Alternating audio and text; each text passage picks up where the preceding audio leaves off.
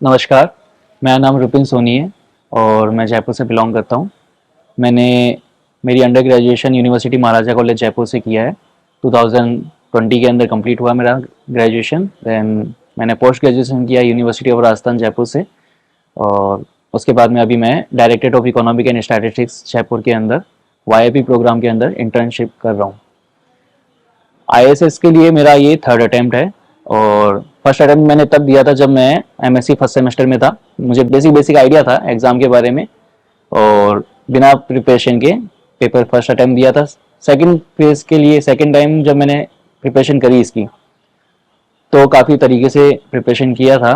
Third semester चल रहा था मेरा, एमएससी थर्ड सेमेस्टर, और मैं इंटरव्यू के लिए सेलेक्ट हुआ था। देन फाइनल रिकमेंडेशन मेरा सेकंड फेज में सेकंड टाइम नहीं हुआ। देन थर्ड अटेम्प्ट मेरा अभी रिसेंट में क्वालिफाई हुआ है। मैंने आईएसएस के लिए ऑल इंडिया रैंक 24 किया है। आईएसएस के लिए एग्ज़ाम के लिए जैसा सभी जो प्रिपरेशन कर रहे हैं उन्हें बेसिक आइडिया है कि हमारे पास में 6 पेपर्स रहते हैं, English and GS, then paper 1-2 objective paper statistics के, then third and fourth descriptive papers. तो सबसे पहले मैं बताना चाहूँगा पेपर 1-2 के बारे में। पेपर 1 एंड पेपर 2 दोनों इंपॉर्टेंट है, और पेपर 1 एंड पेपर 2 के लिए ऑब्जेक्टिव पेपर आपकी बहुत चीज़ों को डिसाइड कर देते हैं। आईएएस के अंदर आपको अच्छा रैंक इम्प्रूव करने के लिए, और मतलब आपको मेरिट लिस्ट के अंदर भी लेकर के आने के लिए बहुत इंपॉर्टेंट रोल प्ले करते हैं। तो मैंने इसके लिए तैयारी करी है पेपर 1 और पेपर 2 के लिए। फंडामेंटल ऑफ मैथमेटिकल स्टैटिस्टिक्स, कुछ लोग प्रीफर करते हैं कि एक्सरसाइज क्वेश्चन भी करें, लेकिन मेरे हिसाब से ऐसा है कि आप एग्जाम्पल्स और उसके रिमार्क्स और बेसिक कंसेप्ट समझ लें, वो आपके लिए बहुत सफिशिएंट है। एक्सरसाइज के अंदर टाइमिंग गेज आपको तब करना चाहिए जब आपका सब चीज़ें लगभग कंप्लीट हो चुकी है। उसके अलावा आपके पास में आईएएस के प्रीवियस ईयर क्वेश्चंस होते हैं, काफ़ी अवेलेबल हैं। तो इसी पैटर्न के अंदर एमसीक्यूज, तो वो आपके लिए बहुत हेल्पफुल रहेंगे, करने ही है, वो तो नेसेसरी है, मस्ट है। और गेट का एग्जाम एंड जेम के, सीएसआईआर नेट के, जो भी स्टैटिस्टिक्स से रिलेवेंट, लाइक स्टेट के अंदर जो एएसओ स्टैटिस्टिकल ऑफिसर, इन सब के एग्जाम लगते हैं, वो भी आपको करने हैं।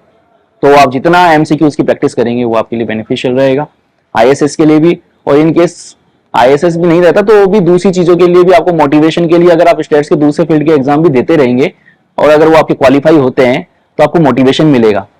मेरा सेकंड अटेम्प्ट था और फाइनल रिकमेंडेशन नहीं हुआ था। तो उसके बाद में जब पेपर 1 और पेपर 2 की इतनी प्रैक्टिस कर रखी थी, काफ़ी उम्मीद थी। पेपर 3-4 के अंदर मेरा अच्छा स्कोर नहीं रहा था, और फिर उसके बाद में मैंने नेट का, गेट का पेपर क्वालिफाई भी किया। वो पेपर 1 और पेपर 2 की वजह से ही हो पाया। तो कुल मिलाकर के पेपर 1 और 2 को इतना स्ट्रांग बनाइए कि बाकी दूसरे एग्जाम भी आपके लिए बहुत ज़्यादा ईजी बन जाए। उसके बाद में बात करते हैं पेपर 3 और पेपर 4 के लिए। तो पेपर 3 जैसा कि sampling, econometrics and time series रहता है।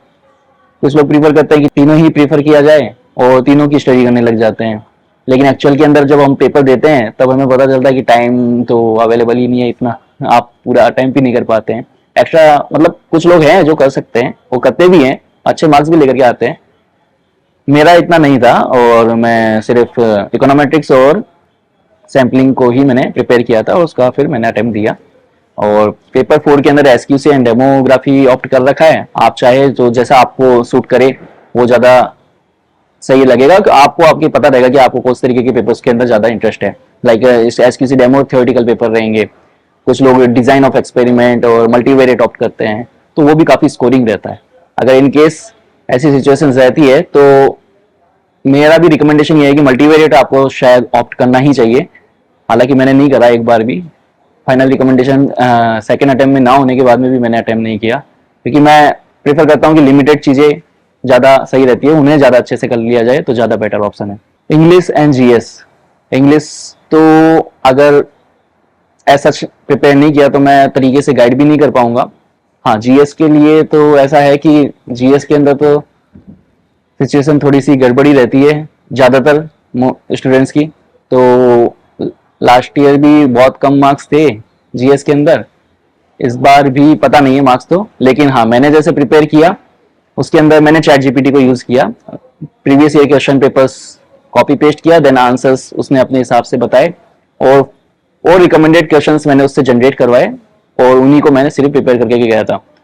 तो मुश्किल से 10, 12, 15 दिन मैंने जीएस पढ़ा होगा और क्वालिफाइंग मार्क्स के लिए ही करना था। मेन तो फोकस पेपर 1 और पेपर 2 पे ही था। रही बात सेल्फ प्रिपरेशन, और प्रिपरेशन के दौरान आप सेल्फ प्रिपरेशन ज़्यादा इंपॉर्टेंट है हर चीज़ के अंदर। इसके अंदर आपको हेल्पफुल रहेगा लोगों से कम्युनिकेट करना। लाइक टेलीग्राम ग्रुप है इंडियन स्टैटिस्टिकल सर्विस का, वो काफ़ी हेल्पफुल है। आप सभी की हेल्प करते हो और आपको भी हेल्प मिलती है। आपको अल्टरनेटिव बहुत तरीके के आंसर्स मिलते हैं वहाँ पे, और अलग अलग तरीके की अप्रोच मिलती है। वो अप्रोच आपके लिए बहुत बेनिफिशियल रहती है हर तरीके से क्वेश्चन को अप्रोच करने का तरीका, क्योंकि प्रिपेयर करके सब जाते हैं। जब पेपर दे रहे होते हैं तब वो आपकी अप्रोच काम आती है कि आप किस तरीके से उस क्वेश्चन से डील कर सकते हैं। सो ये रहता है। कोचिंग के लिए आई वुड सजेस्ट कि नेसेसरी नहीं है कि आप कोचिंग ज्वाइन करें। कोचिंग आपको एक कॉम्पिटिटिव एनवायरनमेंट प्रोवाइड करवाता है, और वो चाहो तो आप अपने माइंड में खुद भी क्रिएट कर सकते हैं। पर हाँ, किसी के पास में सोर्सेज अवेलेबल ना हो, पर ऐसा भी नहीं है कि सोर्सेज अवेलेबल नहीं है। आज सब कुछ चीज़ें टेलीग्राम, यूट्यूब, इन सब के ऊपर अवेलेबल है, तो ऐसा भी इशू नहीं है। पर हाँ, किसी को लगता है कि मुझे एक एनवायरनमेंट चाहिए, मुझे पुश करने की नीड है थोड़ी बहुत, तो वो कोचिंग ज्वाइन कर सकते हैं। पर मैं यही सजेस्ट करूंगा कि आपको कोचिंग ना ही सजेस्ट करें तो ज़्यादा बेटर है, क्योंकि आप खुद को अच्छे से पहचान पाते हैं और खुद को ही बूस्टअप कर पाए। वो केवल आपको एग्जाम के अंदर नहीं, और भी दूसरी चीज़ों के अंदर मोटिवेट करने के लिए, पुश करने के अंदर काम आएगा इन फ्यूचर। सो कोचिंग का ये है। कुछ चीज़ें लगता है मुझे कि लिमिटेड करना ज़्यादा बेटर है।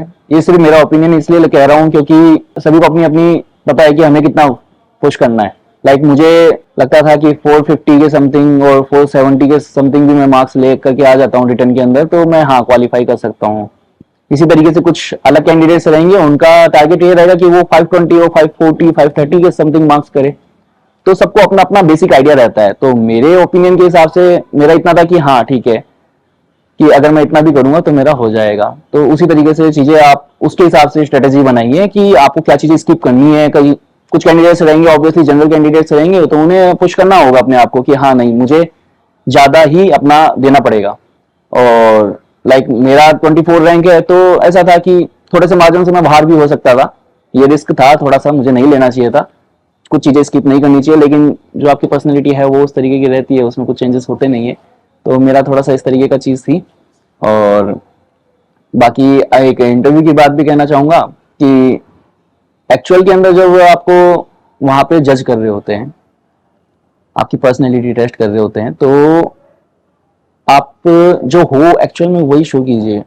तो हो सकता है कि वो आपको कम मार्क्स दे, तो हो सकता है फिर आप शायद उसके लिए सूट ही नहीं करते हो, तभी वो उस तरीके से आपको जजमेंट देंगे। लेकिन आप शो वही करें, क्योंकि वही आपके लिए शायद ज़्यादा उचित रहेगा। इसके अंदर एक गड़बड़ मेरे इंटरव्यू के अंदर, अभी रिसेंट वाले इंटरव्यू में ये रही कि उन्होंने मुझसे पूछा कि आप न्यूज़पेपर आज का पढ़ा है क्या? मैंने कहा नो सर। और बोला उन्होंने कि कल पढ़ा था क्या? तो मैंने कहा नहीं सर। बोले इन जनरल पढ़ते हो क्या? वो सर बहुत लिमिटेड, बहुत कम पढ़ता हूँ। तो ठीक है, जो एक्चुअल में आप हो, आप वो ही शो करो तो आपके लिए बढ़िया है, क्योंकि ब्लफ करने की नीड नहीं है।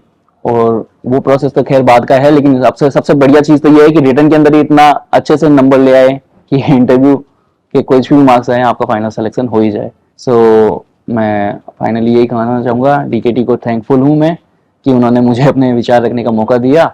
और आप सभी को बेस्ट विशेस। Thank you.